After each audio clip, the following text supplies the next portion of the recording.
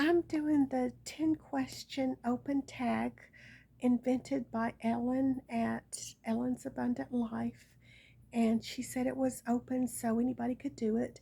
And I do thank her for making it open. And so I'm going to get right into it. Number one, what inspired you to start a YouTube channel? I have always loved to write and be creative. And so this is an outlet for me to write and to be creative.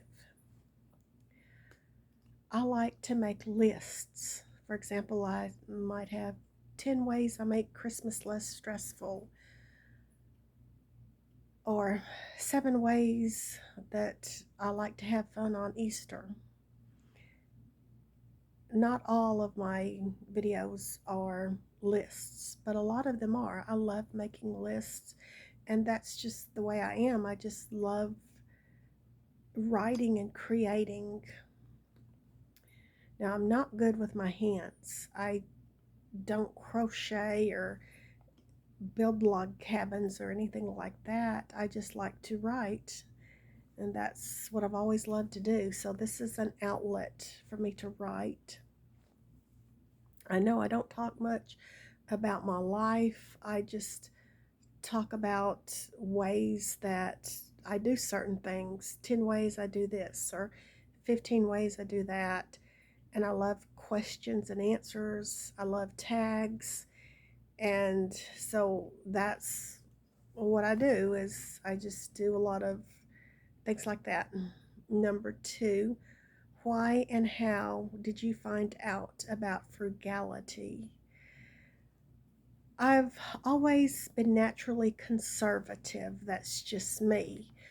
But after I've lived with 2 hoarders, I see how wasteful it is if you're not frugal.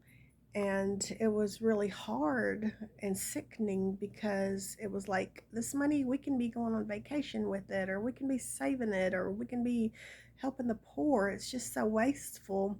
So now the only way I can be is frugal. Even if I was rich, I would still be frugal because I don't like waste.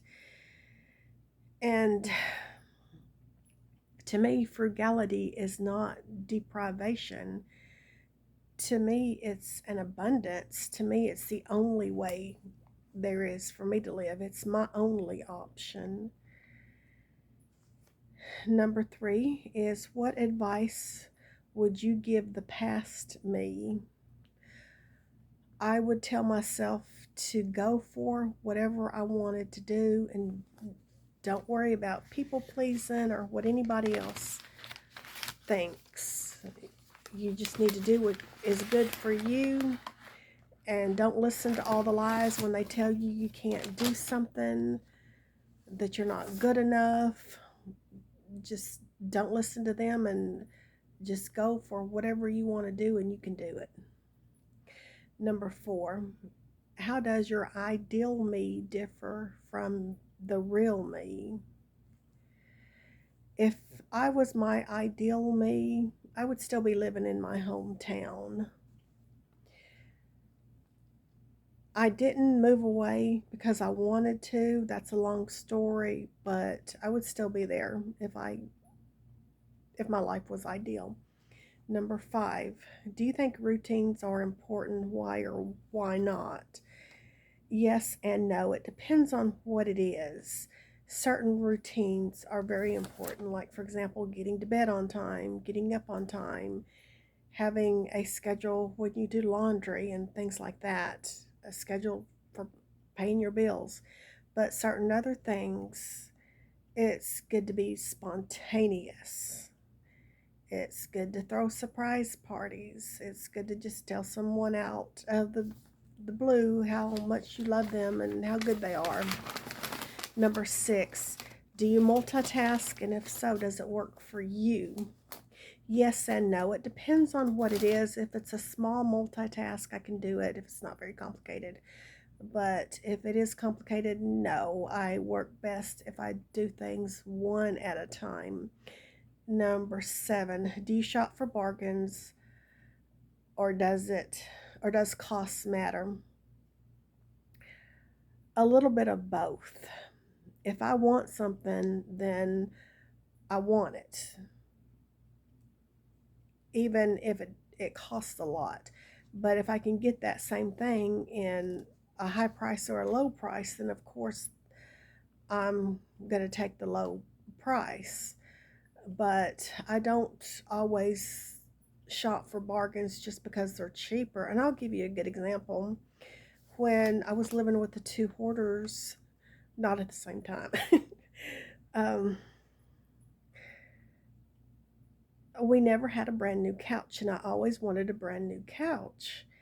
And so they would cut corners on the couch, but have more of other junk. And I'd rather have less of other junk and have a brand new couch or whatever it is that I wanted. Now, I recently got my first brand new couch in my life. You can see it on my living room tour, and I love it. Number 8, do you have a bucket list and what's on it?